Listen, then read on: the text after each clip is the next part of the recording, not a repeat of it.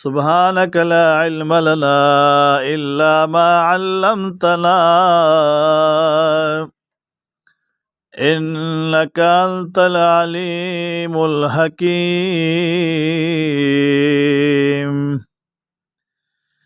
أما بعد فأعوذ بالله من الشيطان الرجيم. بسم الله الرحمن الرحيم. إن الله وملائكته يصلون على النبي يا أيها الذين آمنوا صلوا عليه وسلموا تسليما.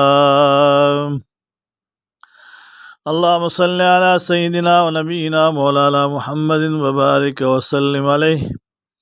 مولاي صل وسلم دائما أبدا على حبيبك خير الخلق كلهم. زمان اسلام عزت مند مسلمانان رونو د شعبان معظم عظیم او قدرمند میاشت شروع را. میاشت مبارک خپل فضیلت او برکت لري چې په دې کې کوم شپه روان ده هغې ته شب براءت ویلی شي، شب رحمت هم ورته ویلی شي، عربی کې ورته لیلة مبارکه قرآن عظیم الشان کې ویلی شوی دی چې دا شپه ډېره د برکت او ډېره د عزت شپه ده. دغه فضایل او برکاتو کې څو چند مسائل او څو وظیفې او د نفلونو باره کې ستاسو د وړاندې ذکر کومه. حضرت امامة باهلی رضی اللہ تعالیٰ عنہ روایت تے چې حضور پاک صلی الله علیه وسلم فرمایلی چې ایماندار هغه انسان دی چې هغه د شعبان په میاشته کې زیاتې روجې وساتي. نو چې څو د شعبان په میاشته کې روجې وساتي، او بل روایت کې د ام المؤمنین بی بی عائشہ رضی الله عنها روایت ته فرمایي مبارکه چې چا په شعبان کې اور وجونی وی الله تبارک وتعالی و تر جهنم او دروازې بندي. چا چې ورکه اتر وجونی وی الله تبارک وتعالی و ته د جنت اته دروازې کولاوي. د روجو فضیلت او برکت دی. بل دا میاشت مبارکه دا رمضان شریف د استقبالیه میاشت دا چې په دې کې انسان روجې وساتي. نو میاشت د رمضان به ور باندې په اسانه باندې تیریږي، یعنې دې به عادي وي، د روجو سره عادت به جوړ شوی وي. نو میاشت د رمضان ور باندې بیا ښه تیریږي. د روجو اهتمام ورکې خامخا وکړئ چې روجې ورکې ونیولی شي.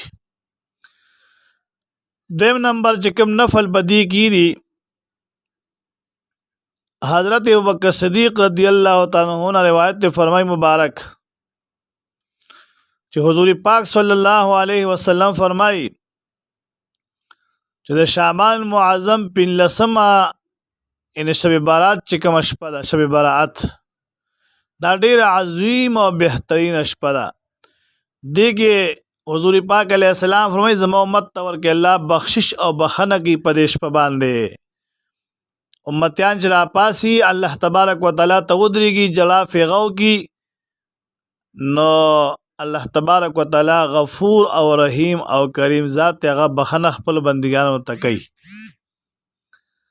شیخ ابوالقاسم رحمت الله علیه مبارک فرمائی چې یو ځل میں سیدنا خاتون جنت بی فاطمة الزهرا رضی اللہ تعالی عنہا مبارک سره په خوب کې ملاقات شو. نو ما د هغې مبارکونه پوښتنه چې قربان داسې کوم یو عمل تاسو پسې پیش کوم چې هغه ما ته د بخښنې سبب وګرځي. نو خاتون جنت بی فاطمة الزهرا رضی الله عنها ورته وفرمیل چې څوک اته رکعاته نفل مونځ د شعبان مبارک په میاشت کې وکړي، یا د شب برات په شپه باندې وکړي، اته رکعاته نفل نیت په یو ځای باندې وتړي، او په هر رکعت کې 11 کرده قل هو الله احد سورت وی، او بیا په عاجزۍ سره دا 3 رکعاته نفل نیت په یو ځای باندې وکي او هر رکعت کې 11 کرت سورۃ اخلاص وای او ثواب یې ما ته وبخي. خاتون جنت بی فاطمه الزهرا رضی الله تعالی عنها فرمایي چې ثواب ما ته وبخي. نو دغه انسان که زنانه وي کنه کوم حضور پاک به شفاعت کوي د بخشش ضمانت پیدا کوما. نو ډېر خیر او برکت عزتمندو دا اول درس پدې کې بیا ان شاء الله مخ کې پدې کې دیم درس هم پیش کو ورځ په کلاشتا شب براءت تا نو دا از د کول پکار دي کې ډېر خیر او برکت پروت دی. الله کریم د شعبان معظم د میاشتې برکتونه شربتونه الله زم د ټول نصیب کی او د هر قسم آفاتونو مولا مو په خپل حفظ المان کې وساتي.